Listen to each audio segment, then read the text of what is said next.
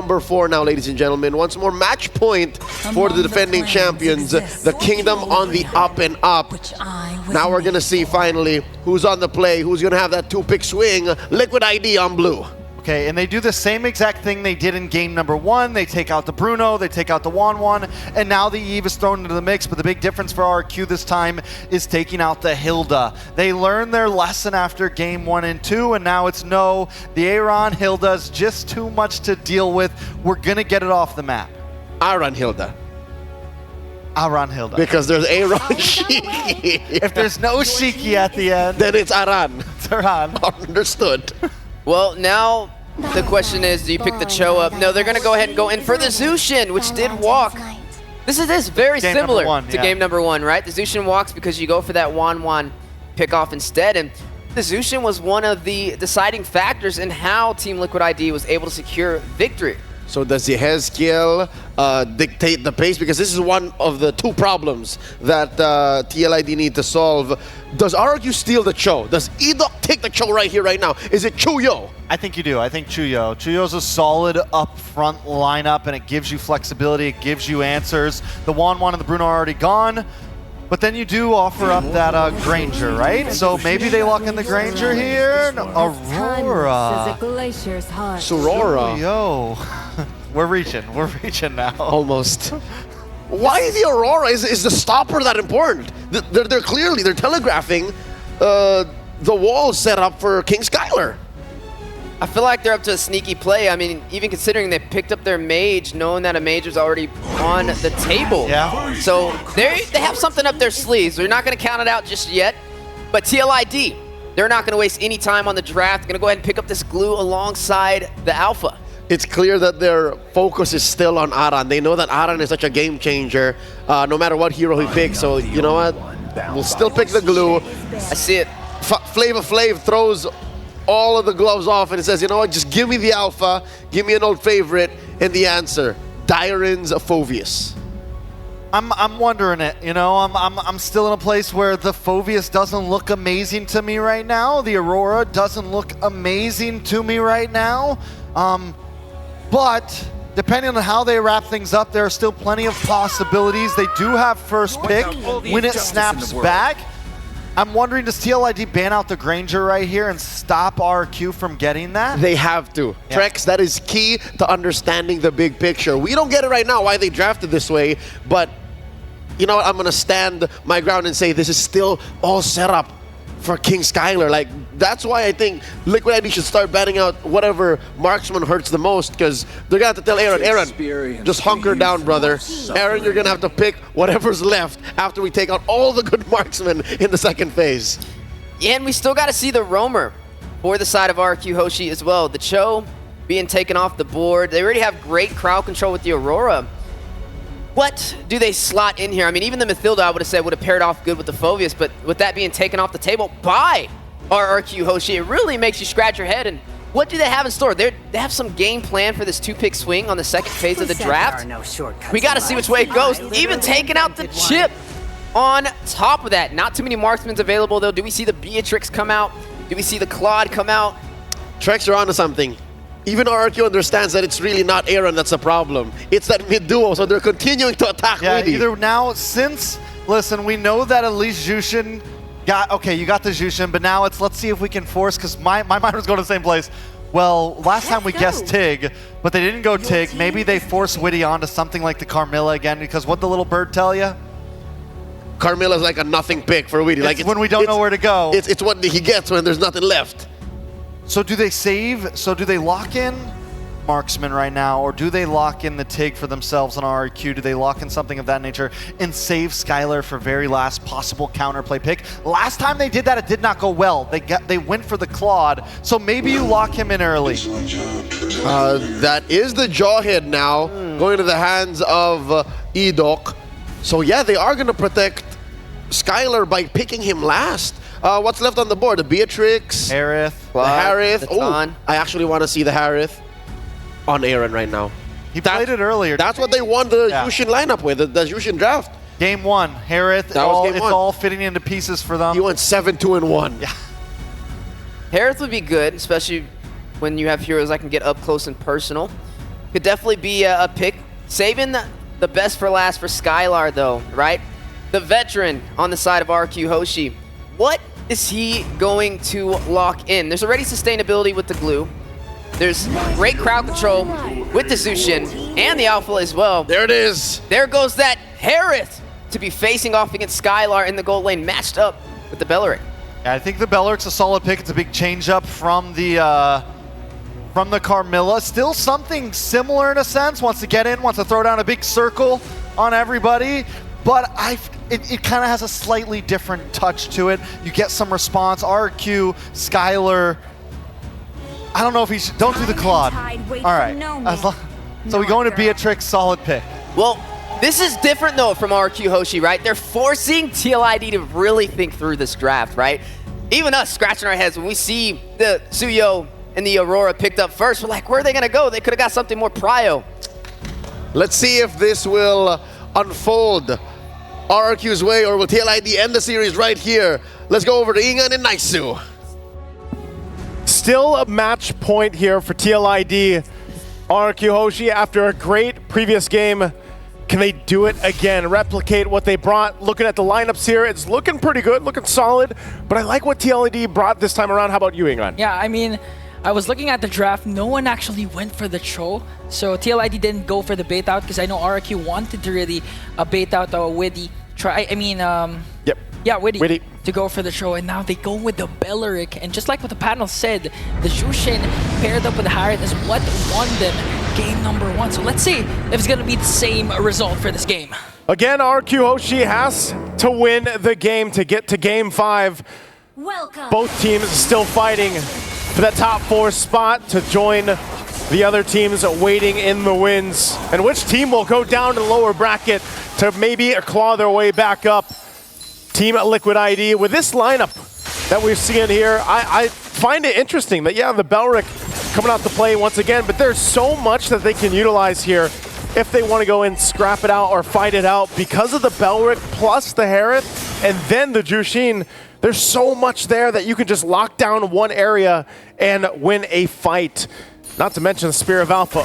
So this time for RRQ Hoshi, utilizing the pickoff lineup that they brought, could work in their favor. You know, Edok, concussive blast, but most of the thing, every time I see the Jawhead, man, I do think, you know, it's a great hero to have, but it can also just, you're sometimes playing against yourself. When you lock in with that unstoppable force, you might put yourself in a position where, oh, you're cut off from your team, and then you just kind of get punished for that. We saw that a lot of times, especially when it's up against the Fanny. Yeah. It's the unstoppable force in its name. It's not going to stop. And at the same time, you expect RRQ Hoshi to be as aggressive as possible in the early game, because again, you don't want to be on the receiving end if you have a Jawhead on your lineup. It's interesting too, just because of, again, there's no Revitalize, you know, this time around for RRQ Hoshi. So another factor that they have to worry about because of the extended team fights that could break out, or the way that Team Liquid ID approaches those fights, knowing that they might have a little bit of more sustainability here. Widdy, though, look at the damage on him. It's going to be fine, should heal back up with this. Turtle's coming up, though. So a couple of the level 4s not available just yet, especially for the roams. Edok and Widdy, but it will get started up by TLID. Fabian holding the turtle there. Meanwhile, Susagen working on the purple buff. Will get here in time, though. Okay. How's the fight? We're going to see if Edok goes in with the flicker. Goes after Fabian with the zone. Now RRQ Hoshi, they will get the first turtle in exchange for Dyren. Okay, are they? Oh, they're still going. Yehezkiel. Okay, Crimson Beacon in. Trying to go for Susagen. Susagen dashes out. Now RRQ Hoshi, they got the turtle, but TLID answers right back with a kill. They answer back. So trading from across the board here, but still, again, nothing too crazy, nothing too much of a lead. Of course, this matchup in the gold lane is going to be interesting. You know, Skylar getting that Beatrix locked in. There's the jump in, toss up. Oh, the lockdown as Yehezkiel's taken out. Alley-oops away to Rins. Now Yehezkiel not starting out strong here. They're forcing Aaron, Shiki, and Widdy to rotate because they know they have to protect the purple buff for Fabian. Now RRQ Hoshi, again with the Jawhead pick, it's working wonders for them because so far they already have two great ejector plays. One that zoned out Fabian, and now one that pick up a kill onto Yehezkiel. Fabian will get his purple buff, but the team had to help secure that up. Skylar, first item, a Malefic Gun, getting a little extra gold too. So we'll see. Like I said, he needs that range. You know, playing against the Harith in that gold lane, he's going to have to deal with it. Fabian jumping in. Okay, Spear of Alpha. Trying to work on Edok. Unstoppable Force and Ejector. They're trying to work on Fabian. Here comes Arando, and Edok will fall down. A little bit too over-aggressive play from RRQ Hoshi. He's going to get punished by TLID. Yeah, that's tough to toss up an alpha, you know, with Fabian here. And that's the thing I was talking about. You know, when you have this Jawhead, you have to choose your targets safely, you know, and correctly. But earlier on, he made the right play. This time around, gets punished, and now they find themselves with a minor lead for RRQ Hoshi, leading into the next objective coming up here soon. This is the one that obviously will break out, especially now that you have Witty looking to set up the Wrath of the Dryad, and they can play into setup potential. I'm not sure if Aaron Shiki will actually join this fight, but it does look that Skylar might join this one. Kind of waiting there to see if he gets the call. Turtle's up. Susujin will go ahead, lock in that shot. Hezkiel takes a little bit of damage, but they go and get in position. Skylar will stay top side for now. And Rins picks up the glowing wand, first item priority here. They're going to test each other out, kind of posting up around this turtle, and right now Fabian's going to hold it. The rest of the team's going to set up the perimeter. Okay, the XP lane is just trying to Zoga. Here comes the Unstoppable Force. Bridging Glacier is going to connect, but still Fabian will get the turtle. Now the attack of TLID. They're forcing out a lot of flickers coming in from RRQ. Araj is working on Rins. Yes, Gil with a Lantern Flare. Going to get picked up by Edok. Edok manages to stay alive. Araj split, but going to get caught up by 3. RRQ Hoshi again with 2 kills despite losing the turtle. A great fight, you know, for RRQ Hoshi. Great exchange. Getting a couple kills. Even Skylar making his way. He used that flicker down too, but Rins, you know, not able to get taken down, and Susujin on top of it will now get the tier 1 in the bottom lane. Great starting off for RRQ Hoshi. Even if at the cost of a turtle, it doesn't really matter right now. They'll continue to put on the pressure, and it's up to Team Liquid ID now. Looking, there's the toss again. Another throw, might be the wrong target. Able to cast the Wrath of Dryad, pick up the Frigid Glacier. Witty was able still to escape, and that's someone you don't want to throw, especially if you can't burst him down right away, as Fabian works on Susujin, forcing out the Retribution. Susujin will be able to walk away. Oh, now look at this top side play. Aaron Shiki is going to have to rely on Hezkiel up here. At tier 1, nearly going down. Skylar still might be able to get it. There it is with the cannon minion. Turret down, so now RRQ Hoshi with a space advantage on the map. 2 tier 1s down, and this has been a very aggressive Edok. You know, whether or not puts himself in a bad situation, it's enough pressure to keep TLID kind of second-guessing themselves, you know, on their entry points. More big items being picked up. Skylar taking a shot right there. Again, he's only got the Malefic Gun, still working on the BOD. And then even some of the defensive items also coming into play. Dyron got the Thunder Belt.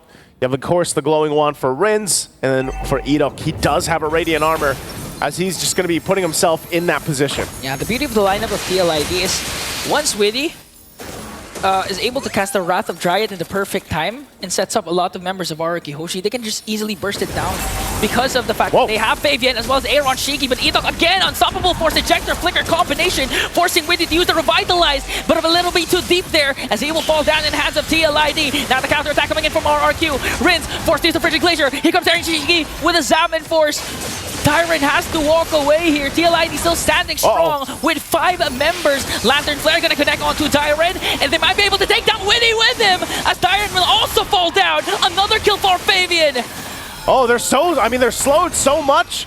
They're not able to get away from the fight the way they want to, but RRQ Hoshi again coming out with nearly everything in that fight. Only the cost of Dyron and Edok. Edok jumped in, but that's all he needs to do. If he's enough of a distraction to toss someone to the whims, then that works out. Susujin now taking the purple buff. Now it's Susujin with a lead in this game against Fabian. They get the tier 1, so now all tier 1 turrets down.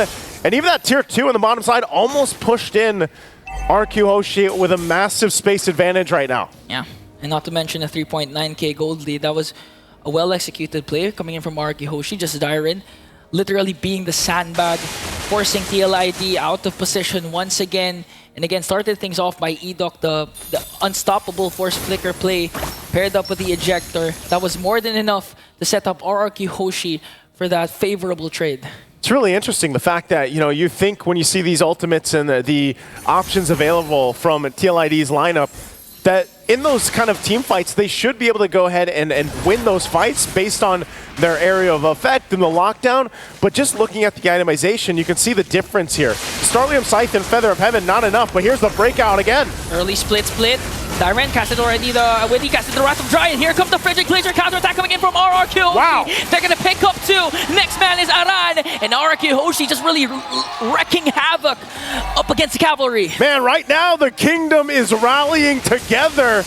Every single team fight they choose to take, there's no response so far from Team Liquid ID. Yeah. And even Skylar, the fact that he got this Beatrix, look at the shots on Aaron Shiki, keeping him in check right now.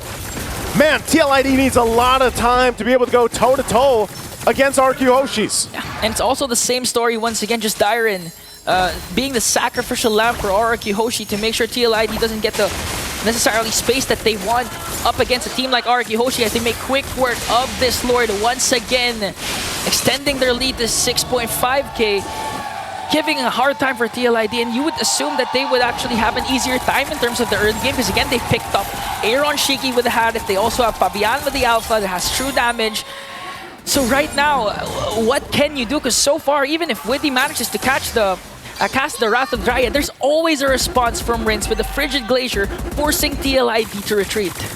It's getting to that point where Skylar is locked and loaded. He is just zoned in. He's got a Sky Piercer now too. So Malefic Gun, BOD Sky Piercer. And you already got a preview of how much that Renner shot is gonna hurt. And so it's great. I mean, if you think about it, like we were saying, you know, you set up those things around the Wrath of the Dryad. Well, Skylar's there based on whatever gun he decides to approach the fight with, but now walking in with the Lord here, again, a massive lead. They're gonna put the pressure now on the base turrets. Okay, Wrath of Dryad gonna connect. Here comes the counter attack. Frigid Glacier once again! Aran is gonna fall down in the hands of Skylar. TLID trying to make quick work of the Lord. They will, however, save their mid lane inhibitor turret. But RRQ Hoshi, their attack might not be over just yet. Skylar's just gonna go ahead and whittle down that mid turret. It does finally fall. Edok threatening them with the unstoppable force. He doesn't have the flicker, but he might still choose to go in. Top turret, next target here from RRQ Hoshi. They might just go ahead and go with a toss-up turret being worked on. Edok now on the front side, clearing out the minion waves while Skylar works on that, and now Eric Cheeky, whoa, the shot from Skylar! Even with a Salmon Force! Misclick, mistarget, and just got bursted down by the members of the kingdom. 5-man strong. Minions onto the middle lane. Rin flickers in, and they will be able to extend this series. Yes, Gil is the only one left, and RRQ never backs down, even against the cavalry. And we're off to another Game 5 for the evening. Man, oh man, I hope you guys have your snacks and your drinks because it's been one hell of a night of MLBB for the teams fighting for that opportunity to move on to the top 4 in Oxiana Arena, waiting to just battle it out. And it looks like RRQ Hoshi is on par for revenge here from the Indonesia Grand Finals, because right now what we know is it all comes down to one single game ahead of them. But before we get there, our panel, we have to hear their thoughts on Game 4. The Bandung Brawl never ceases to amaze. You expected a certain kind of matchup when it comes to these two teams, and you get that certain expectation because they're going all the way. Ladies and gentlemen, we're going to Game 5 for this upper bracket semi. And technically, if RRQ Hoshi can pull this off, that's a reverse sweep in their hands. Now both sides, one more match to go. Trex, we did it again, the 50-50. I'm blaming it on RRQ TLID. Reverse sweep, just like what happened in the upper bracket in MPL ID. So, I mean, maybe it's not us. Maybe it just is what it is. We had nothing to do with this. We had nothing to do with this at all. 10 games in one day. What more could you ask for from M6? That one is on us.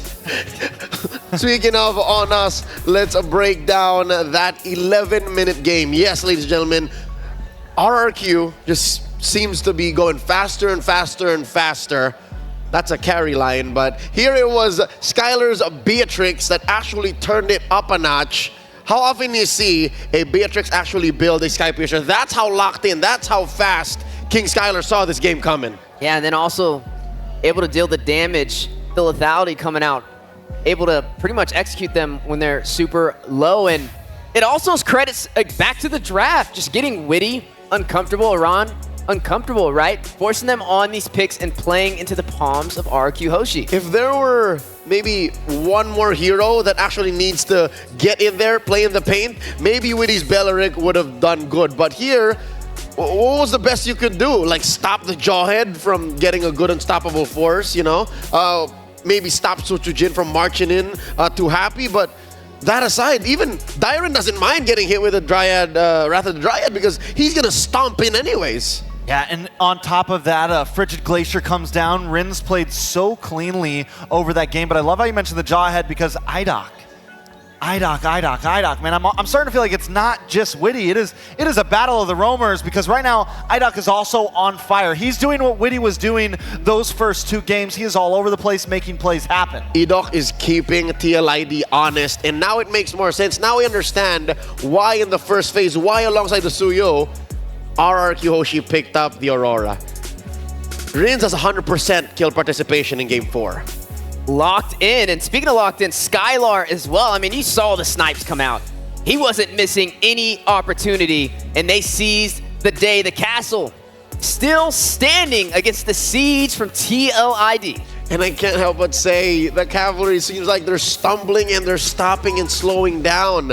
This draft, there was nothing wrong with it, but that's the problem. There's nothing wrong with it, and it's not pushing RRQ's buttons the right way. It's pulling back to, I hate to say it now, the worst hits of this series for Liquid, right? It's that early glue, and then it's that weird Belleric from out of nowhere, and even I'll say it now, the Alpha on Fabian just doesn't hit the same way it did back in MPLID, back in pre-M6. I think the Alpha for a lot of junglers, I think it's one of the reasons we haven't been seeing as much. It feels more niche than meta almost. It does really well against those bulky things like the Hylos, the Hilda, some of those natures. But taking a look at this gold graph, I mean, it is just a downhill slope for TLID. All it scored was the second turtle.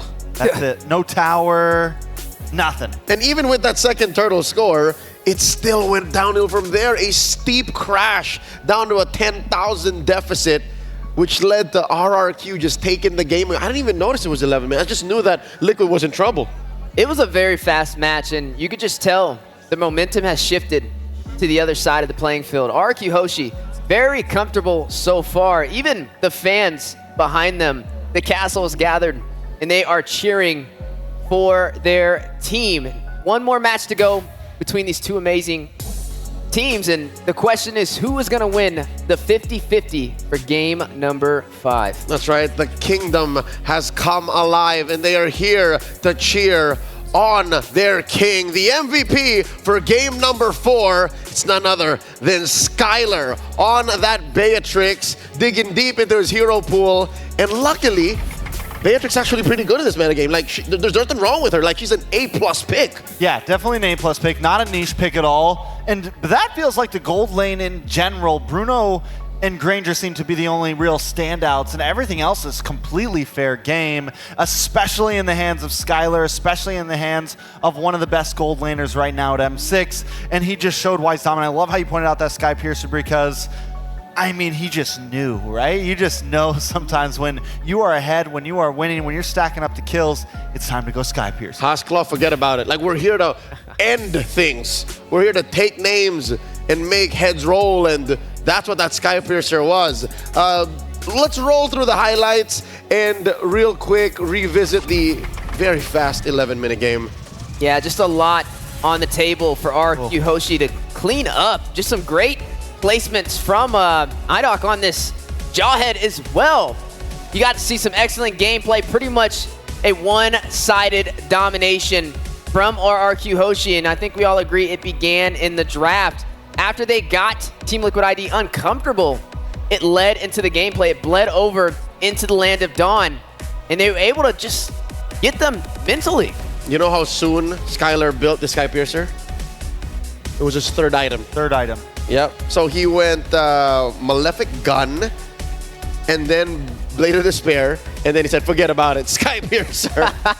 Okay, so but what's interesting is that's been one of the toss-ups between a lot of Beatrixes. Do you first pick Malefic Gun or do you second pick it? Hiko's one of the gold laners who has been first picking it, and now it seems Skylar is one of the gold laners who is also